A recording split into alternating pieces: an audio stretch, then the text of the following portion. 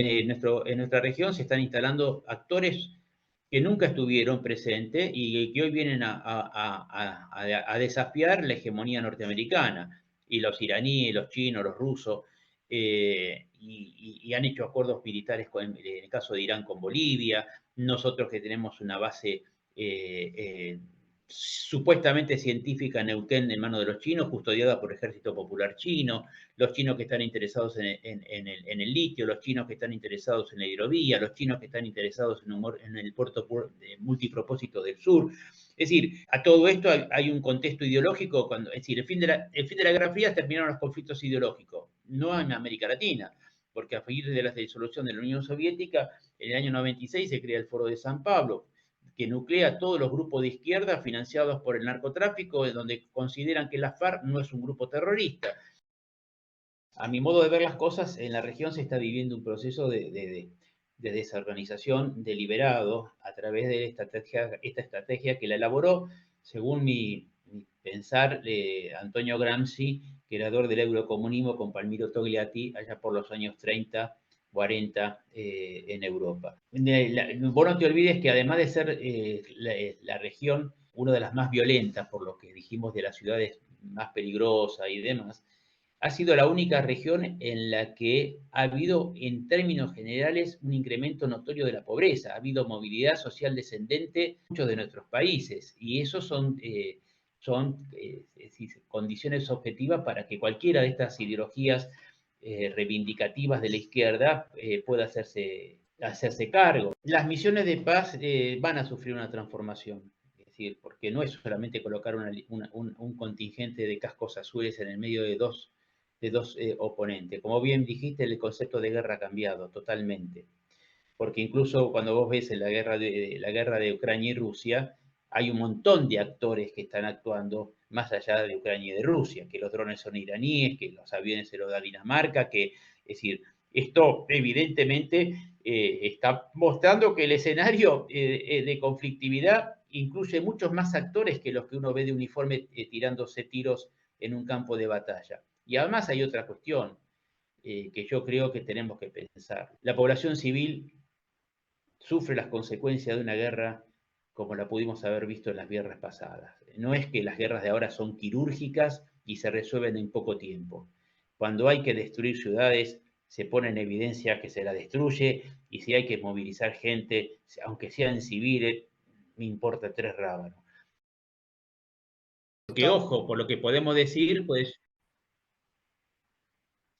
Bueno, un clásico de Cascos Azules, una enorme alegría estar de vuelta con un amigo, Luis Somoza, licenciado en Ciencias Políticas, Relaciones Internacionales, doctor en Ciencias Políticas de la Universidad Católica Argentina, egresado de la Escuela de Defensa Nacional, graduado también en la National Defense University, en inteligencia, máster de la Universidad de La Plata, especialista en docencia universitaria. Y si tengo que hablar de Argentina, Chile, México, Estados Unidos, Colombia, Brasil, Uruguay y República Checa, Luis, un placer tenerte acá con los Cascos Azules.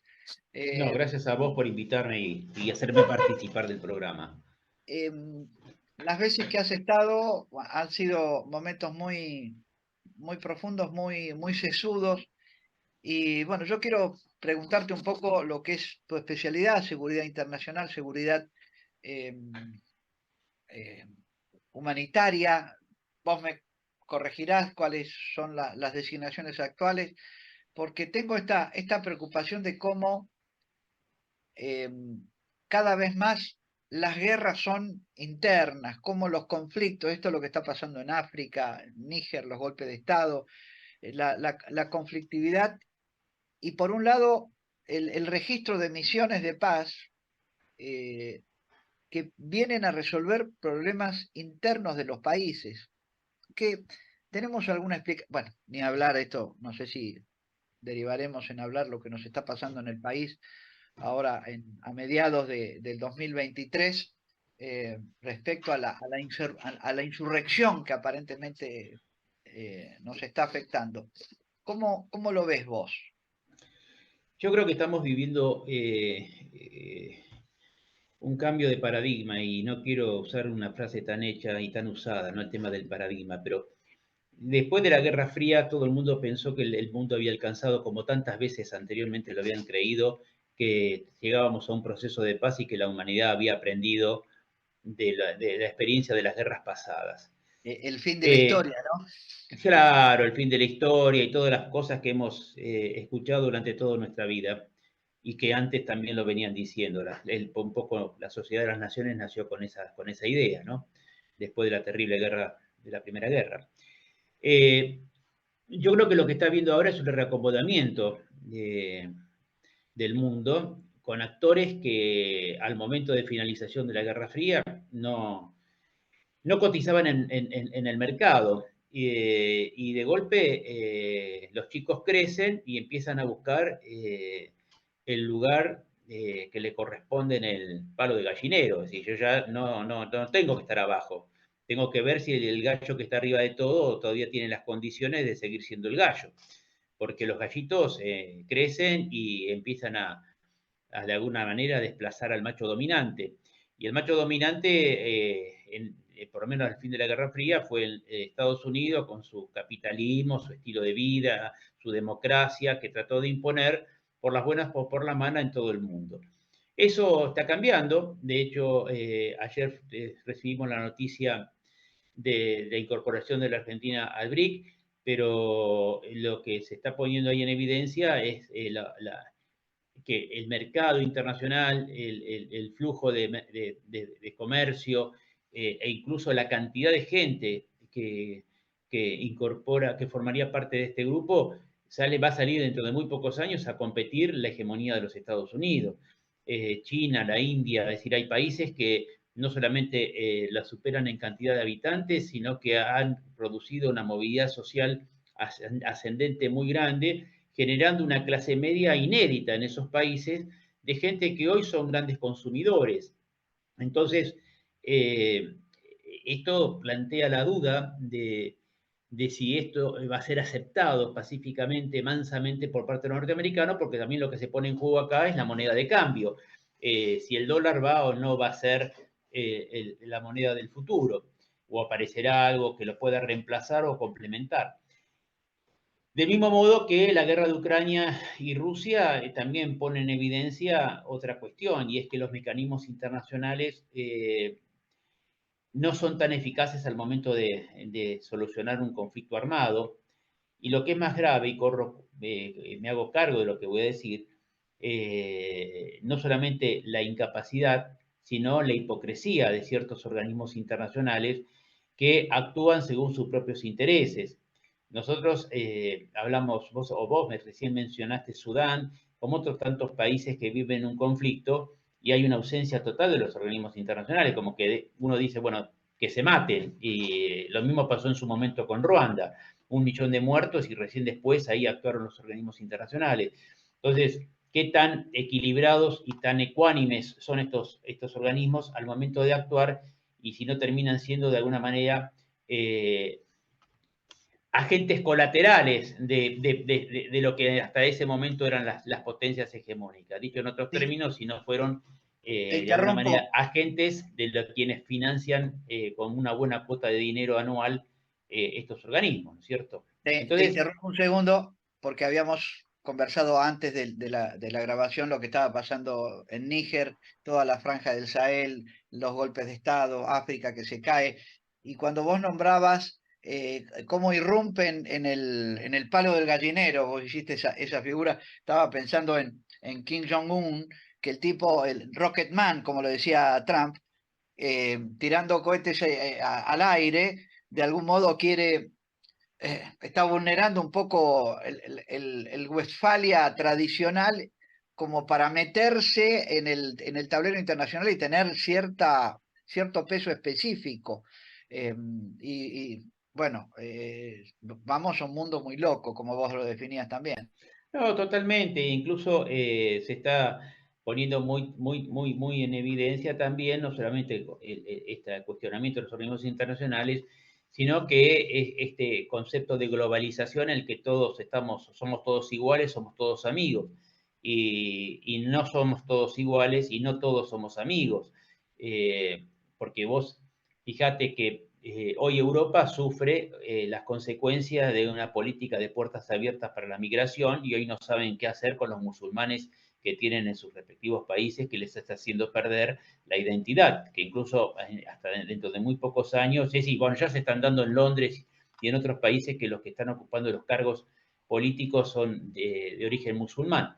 Entonces, ya esto además trae otra consecuencia y es la aparición de partidos llamados neonazis o llamados de ultraderecha que de alguna manera empiezan a responder a las demandas de la gente que se siente insegura, además se ve que su propia identidad corre riesgo de llegar a ser subordinada a alguien que no era propia de esa nación. Es decir, estamos en una situación de transformación muy grande en la que no va a faltar la cuota de violencia. Hubo en algún momento, alguien dijo en Francia, no quiero arriesgar quién fue el autor, pues no lo recuerdo, nos va a salir mucho más barato llevarles el desarrollo a África y no que vengan acá y les generemos acá los puestos de trabajo y demás. Entonces, el mundo está en una gran transformación, en una profunda transformación. Y yo creo que los organismos se tienen que adaptar a eso. Y las fuerzas de paz, no sé, como que a uno le da la sensación que en un momento determinado no van a alcanzar para cubrir todos los escenarios de conflictividad que se puedan dar en este mundo convulsionado. Yo creo que es un gran desafío, es un gran desafío. Y muchos países incluso están viviendo un fenómeno que también hay que tener en cuenta en esta agenda, que es la aparición del soldado privado, los ejércitos privados a disposición de los estados, donde evidentemente el lucro es lo que los motiva y en definitiva el que los contrata se desliga de cualquier responsabilidad, de cualquier violación de derechos humanos o de cualquier cuestión o daño colateral, ¿no es cierto? Es una empresa la que yo contraté, vayan y accionen contra la empresa, no accionen contra mí, yo soy simplemente un cliente. Está claro. Así que estas son cosas muy interesantes que tenemos que poner en el tapete. La crisis de los estados, la crisis de la globalización, la crisis de los organismos. En definitiva, yo creo que la palabra que hoy tenemos que acuñar es la de crisis, en grande, con letras muy grandes.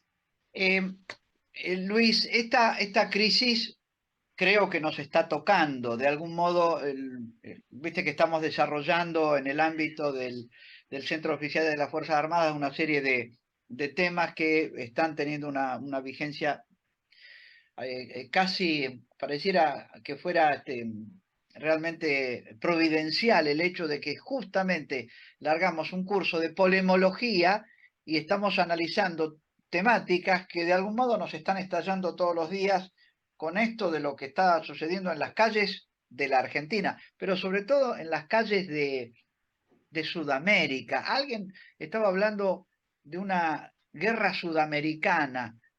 Hay algunos artículos que hablan que 42 de las 50 ciudades más violentas del mundo son En América Latina. en América Latina. Sí, sí. Lo que acaba de decir, y vos de algún modo lo nombraste, Giorgia Meloni, estas nuevas inclinaciones, estos nuevos participantes, está hablando de que ellos mismos también están sufriendo un ataque sutil, un ataque blando. ¿Qué lectura haces a esto?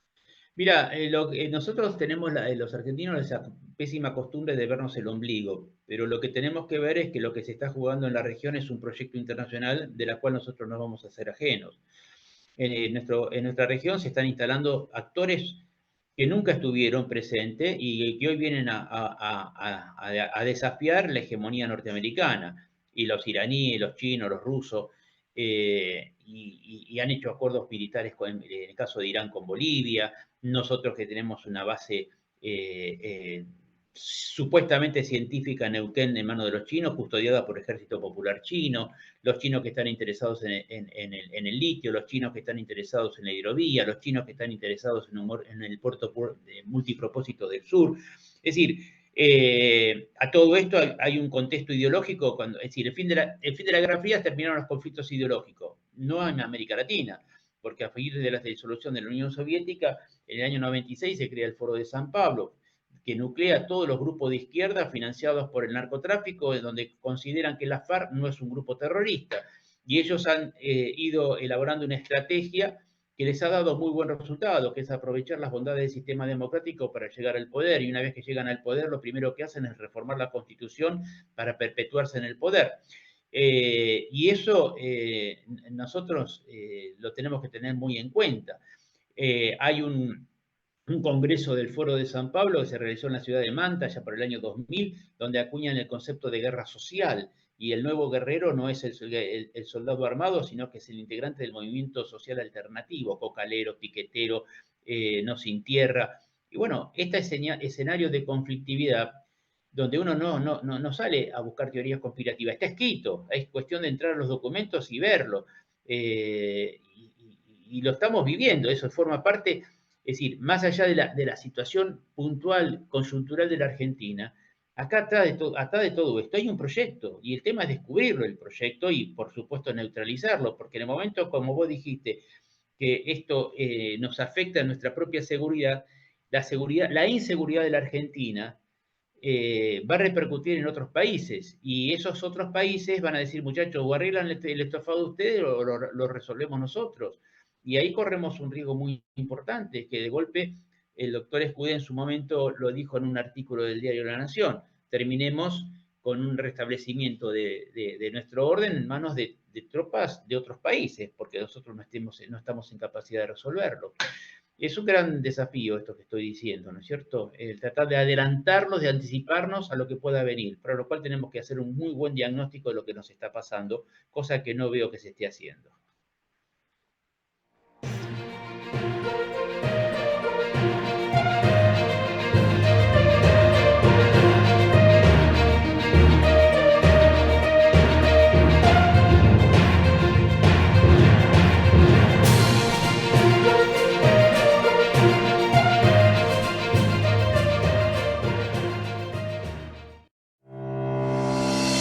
Las siguientes instituciones y empresas, preocupadas por el presente y el futuro del país, apoyan a Cascos Azules, argentinos por el mundo en misión de paz.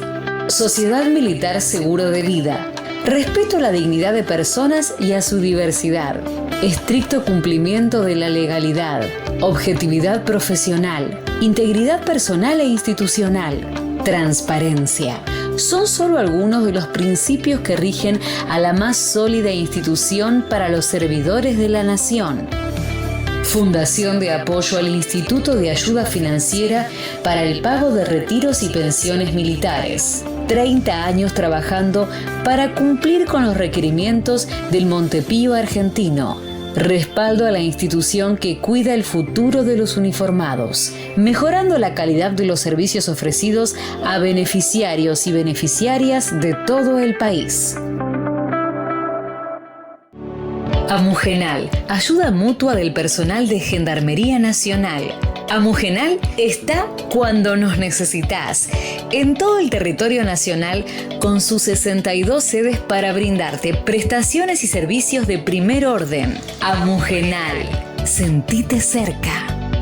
IOSFA, Instituto de Obra Social de las Fuerzas Armadas y de Seguridad, la obra social de las Fuerzas Federales Nacionales. Para consultas, comunícate al 0800-222-3300 o www.iosfa.gov.ar.